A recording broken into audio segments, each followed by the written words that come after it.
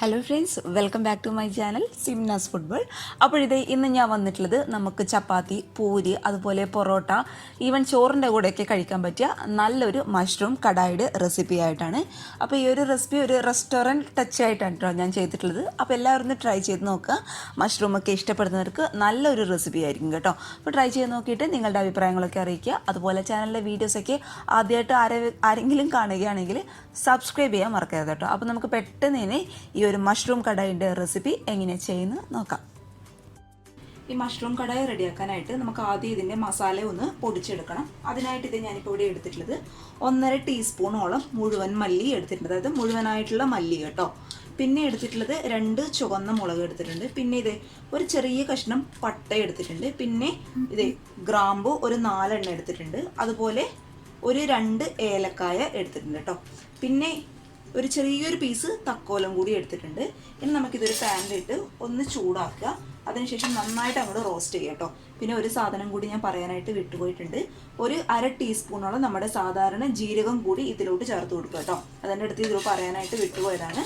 അതായത് സാധാരണ ജീരകം, ക്യൂമിൻ സീഡ്സ് കേട്ടോ. ഇനി ഇത് നന്നായിട്ട് അങ്ങോട്ട് റോസ്റ്റ് ചെയ്ത് എടുക്കുക. പിന്നെ ഈ സ്പൈസസ് ചേർക്കുമ്പോൾ ഇതിൻ്റെ ഒന്നും അളവ് ഒരിക്കലും കൂടിപ്പോകാൻ പാടില്ല. ഈ ഒരു അളവിൽ മാത്രം ചേർത്ത് കൊടുത്താൽ മതിയാവും കേട്ടോ. കാരണം കൂടിപ്പോയി കഴിഞ്ഞാൽ ആ ഒരു സ്പൈസസിൻ്റെ കുത്തൽ വല്ലാതെ നമ്മുടെ കടായിക്ക് ഉണ്ടാവും. അതുകൊണ്ട് ആവശ്യത്തിന് മാത്രം ചേർത്ത് കൊടുത്തിട്ട് നന്നായിട്ട് ഒന്നുകൂടെ റോസ്റ്റ് ചെയ്യാം.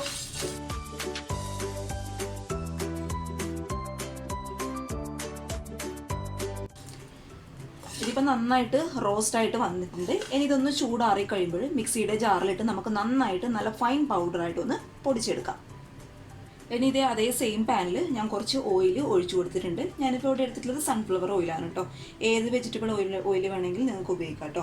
ഇനി ഓയിലൊന്ന് ചൂടാവുന്ന സമയത്ത് 1 ടേബിൾ സ്പൂണോളം ഇഞ്ചി വെളുത്തുള്ളി പേസ്റ്റ് നമുക്കിതിലോട്ട് ഇട്ട് കൊടുക്കാം. ഇതിൻ്റെ ആ ഒരു പച്ച ടേസ്റ്റ് ആ ഒരു പച്ച സ്മെല്ല് ഒന്ന് മാറുന്ന സമയത്ത് 2 മീഡിയം സൈസുള്ള സവാള ചെറുതായിട്ട് കട്ട് ചെയ്ത് കേട്ടോ. ചെറുതായിട്ട് തന്നെ കട്ട് ചെയ്യാനായിട്ട് ശ്രദ്ധിക്കുക.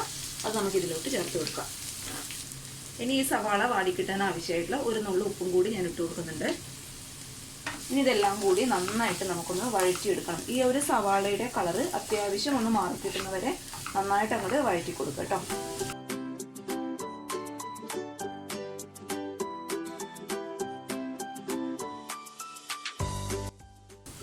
നമ്മൾ ഇട്ട് കൊടുത്ത സവാളയുടെ കളറൊക്കെ അത്യാവശ്യം ഒന്ന് മാറി വരുന്ന സമയത്ത് തീ പതുക്കെ ലോ ഫ്ലെയിമിലോട്ട് മാറ്റി ഒരു 1/4 ടീസ്പൂൺ മഞ്ഞൾപ്പൊടി ഞാൻ ഇതിലോട്ട് ചേർത്ത് കൊടുക്കുന്നുണ്ട്. അതുപോലെ ഒരു 3/4 ടീസ്പൂൺ സാധാരണ എരിവുള്ള മുളക് പൊടി. ഇനി ഇതെല്ലാം കൂടി ഈ ഒരു പൊടികളുടെ പച്ചമണം മാറുന്ന വരെ നന്നായിട്ട് അങ്ങോട്ട് വഴറ്റി കൊടുക്കും കേട്ടോ.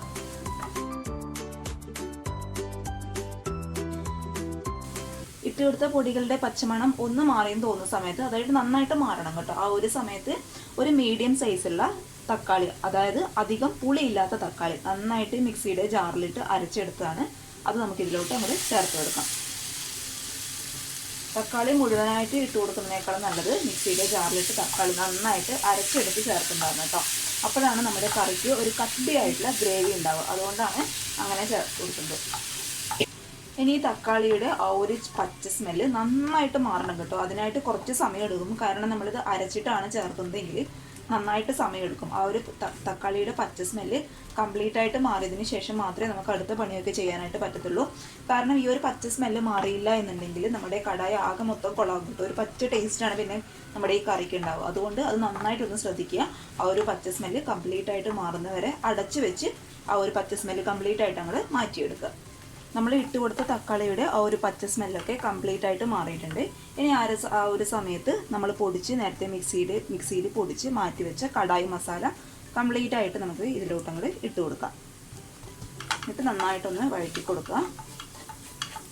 അപ്പോൾ തക്കാളിയുടെ ആ ഒരു പച്ച സ്മെല്ല് കംപ്ലീറ്റ് ആയിട്ട് മാറണം കേട്ടോ. ഞാൻ ഒന്നും കൂടി എടുത്ത് പറയുന്നത് അത് ഇമ്പോർട്ടൻ്റ് ആയതുകൊണ്ടാണ്. അത് മാറിയില്ല എന്നുണ്ടെങ്കിൽ നമ്മുടെ ഈ കറി എന്ന് പറയുന്നത് മൊത്തം അങ്ങോട്ട് ഫ്ലോപ്പ് ആവും കേട്ടോ. അപ്പോൾ അതൊന്ന് ശ്രദ്ധിച്ചേക്കണേ. ഇനി ഇതിലോട്ട് 1 ഗ്ലാസ് നിറയെ നന്നായിട്ട് തിളച്ച വെള്ളമാണ് കേട്ടോ. ഒരിക്കലും തണുത്ത വെള്ളം ഒഴിക്കാനായിട്ട് പാടില്ല. നന്നായിട്ട് തിളച്ചുകൊണ്ടിരിക്കുന്ന വെള്ളം ഒഴിച്ചു കൊടുക്കുക. നന്നായിട്ടൊന്ന് മിക്സ് ചെയ്ത് കൊടുക്കുക. ഇനി ഈ ഒരു സമയത്ത് തന്നെ നമ്മുടെ കറിക്ക് നന്നായിട്ട് ഒരു തിക്കായിട്ടുള്ള ഗ്രേവി കിട്ടാൻ വേണ്ടിയിട്ട് ഇതിലോട്ട് ഞാൻ ചേർത്ത് കൊടുക്കാൻ പോകുന്നത് 2 ടേബിൾ സ്പൂണോളം അണ്ടിപ്പരിപ്പ് അരച്ചെടുത്തതാണ് കേട്ടോ. ഇത് നമ്മുടെ കറിയിലോട്ട് ചേർത്ത് കൊടുക്കുമ്പോൾ നമ്മുടെ കറിക്ക് നല്ലൊരു ഗ്രേവിയും നല്ലൊരു ടേസ്റ്റും കിട്ടും. ഇതിപ്പോൾ 10 മിനിറ്റ് മുന്നേ ഒരു 5-6 അണ്ടിപ്പരിപ്പ് ഇളം ചൂടുള്ള വെള്ളത്തിലിട്ട് കുതിർത്ത് നന്നായിട്ട് അരച്ച് എടുത്തതാട്ടോ. അത് നമുക്കിതിലോട്ട് ഈ ഒരു സമയത്ത് തന്നെ ചേർത്ത് കൊടുക്കാം. അപ്പോൾ ഈ ഒരു സമയത്ത് നിങ്ങളുടെ കയ്യിൽ അണ്ടിപ്പരിപ്പ് ഇല്ല എന്നുണ്ടെങ്കിൽ അതിന് പകരമായിട്ട് 2 ടേബിൾ സ്പൂൺ ഫ്രഷ് ക്രീം ഉപയോഗിച്ചാലും മതിയാവും കേട്ടോ. ഇനി അതും കയ്യിലില്ല എന്നുണ്ടെങ്കിൽ 1 ടേബിൾ സ്പൂൺ തേങ്ങ നന്നായിട്ട് നല്ല ഫൈൻ പേസ്റ്റായിട്ട് മിക്സിയുടെ ജാറിലിട്ട് അങ്ങോട്ട് അരച്ചെടുക്കുക. തേങ്ങയുടെ അളവ് എന്ന് പറയുന്നത് കൂടി പോകാൻ പാടില്ല. അപ്പോൾ നമ്മുടെ കറിയുടെ ടേസ്റ്റ് ആ ഒരു തേങ്ങ അരച്ച കറിയുടെ ടേസ്റ്റായിട്ട് മാറും കേട്ടോ. അതുകൊണ്ട് അതൊന്ന് ശ്രദ്ധിച്ചേക്കുക. 1 ടേബിൾ സ്പൂൺ തേങ്ങ മാത്രം മതിയാവും. അത് നന്നായിട്ട് മിക്സിയുടെ ജാറിലിട്ട് അരച്ചെടുത്ത് ഈ ഒരു അണ്ടിപ്പരിപ്പിന് പകരമായിട്ട് ഉപയോഗിച്ചാലും മതിയാവും കേട്ടോ. ഇനി ഇതൊന്ന് തിളച്ച് വരുന്ന സമയത്ത് ഞാനിവിടെ മഷ്റൂം ചെറുതായിട്ട് കട്ട് ചെയ്തെടുത്തിട്ടുണ്ട്. അത് നമുക്ക് മുഴുവനായിട്ട് ഈ ഒരു കറിയിലോട്ട് അങ്ങോട്ട് ചേർത്ത് കൊടുക്കാം.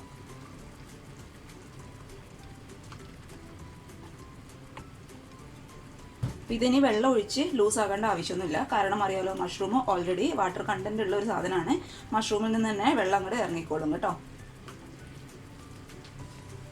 ഈ ഒരു സമയത്ത് തന്നെ ഇതിനാവശ്യമായിട്ടുള്ള ഉപ്പൊക്കെ ഒന്ന് ഇട്ട് കൊടുത്ത് ഒന്ന് അഡ്ജസ്റ്റ് ചെയ്ത് കൊടുക്കുക.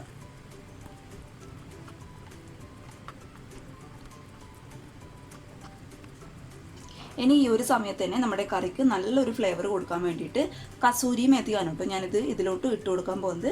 അതിപ്പോൾ 1 ടീസ്പൂണോളം ഞാൻ എടുത്തിട്ടുണ്ട്. കസൂരി മേത്തി എന്ന് പറയുമ്പോൾ നമ്മുടെ ഉലുവയുടെ ഇല, ഉണങ്ങിയ ഇല പൊടിച്ചെടുത്തതാട്ടോ.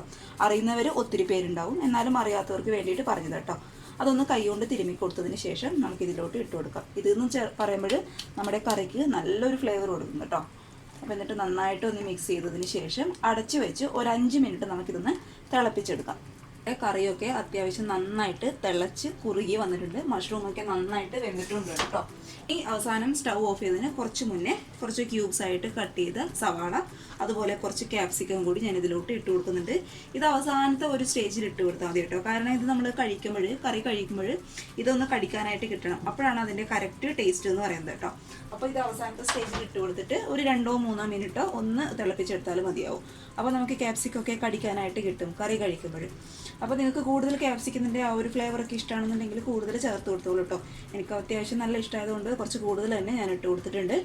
ഇനി 2-3 മിനിറ്റ് തുറന്ന് വെച്ചിട്ട് തന്നെ നന്നായിട്ട് അങ്ങോട്ട് ഹൈ ഫ്ലെയിമിലിട്ട് തന്നെ തിളപ്പിച്ചെടുക്കുക. ക്യാപ്സിക്കൊക്കെ അത്യാവശ്യം നന്നായിട്ട് വെന്തിട്ടുണ്ട്. ഇനി ഈ ഒരു സമയത്ത്, അതായത് അവസാനത്തെ സ്റ്റേജിൽ, ഒരു 1/4 ടീസ്പൂണോളം കുരുമുളക് കൂടി ഞാൻ ഇട്ട് കൊടുക്കുന്നുണ്ട്. അതേപോലെ തന്നെ ഒരു 1/4 ടീസ്പൂണോളം ഗരം മസാലയും കൂടി ഇട്ട് കൊടുക്കുന്നുണ്ട് കേട്ടോ. ഗരം മസാല ഇപ്പോൾ സാധാരണ നമ്മൾ വീട്ടിൽ ഉപയോഗിക്കുന്ന ഗരം മസാല ഇട്ട് കൊടുത്താലും മതിയാവും. ഇനി ഇത് അവസാനമായിട്ട് കുറച്ച് മല്ലിയിലയും കൂടി ഇട്ട് കൊടുത്തതിന് ശേഷം നമുക്ക് സ്റ്റൗ അങ്ങോട്ട് ഓഫ് ചെയ്യാം. എന്നിട്ട് ഒരു 2-3 മിനിറ്റോ നന്നായിട്ട് അടച്ചു വെച്ചതിന് ശേഷം സെർവ് ചെയ്യുക കേട്ടോ. അപ്പോൾ ഇത്രയേ ഉള്ളൂ, സിമ്പിളായിട്ട് നമുക്ക് റെഡിയാക്കി എടുക്കാൻ പറ്റിയ നല്ലൊരു മഷ്റൂം കടായി ആണ് കേട്ടോ. അപ്പോൾ എല്ലാവരും ട്രൈ ചെയ്ത് നോക്കുക. നല്ല ടേസ്റ്റാണ് കഴിക്കാനായിട്ട്. ആ ഒരു ക്യാപ്സിക്കത്തിൻ്റെ ഫ്ലേവറൊക്കെ വരുന്നതുകൊണ്ട് നല്ല ടേസ്റ്റാണ് കേട്ടോ. അതേപോലെ നമ്മുടെ കസൂരി മേത്തിയുടെ ഫ്ലേവറൊക്കെ നല്ലൊരു ഫ്ലേവറാണ് ഈ കറിക്ക് കൊടുക്കുന്നത്. അപ്പോൾ എല്ലാവരും ട്രൈ ചെയ്ത് നോക്കുക. ചപ്പാത്തിയുടെ കൂടെയൊക്കെ നല്ലൊരു കോമ്പിനേഷനാണ്. ട്രൈ ചെയ്ത് നോക്കിയിട്ട് അഭിപ്രായങ്ങളൊക്കെ അറിയിക്കുക.